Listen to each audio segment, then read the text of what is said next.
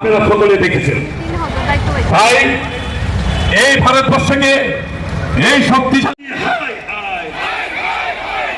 রাহুল গান্ধী প্রতিবাদ র্যালি থেকে আওয়াজ উঠে রাহুল গান্ধী তোমায় জানাই ধিক্কার। আজকের এই প্রতিবাদ র্যালি থেকে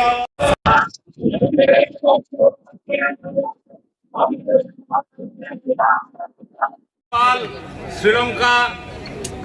বানানোর যে চক্রান্ত বিরোধী দলগুলো করছে, তার সাথে মৌলবাদী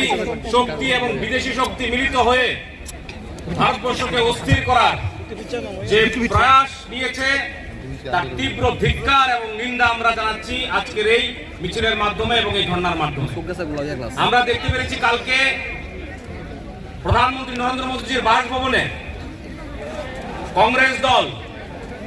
কিভাবে সিন ক্রিয়েট করে সারা বিশ্বের নজর ভারতবর্ষের দিকে নেওয়ার চেষ্টা করছে, অসুস্থ মানসিকতা নিয়ে এবং ভারতবর্ষকে দ্বিখণ্ডিত করার, ভারতবর্ষের গণতন্ত্রকে বিনষ্ট করার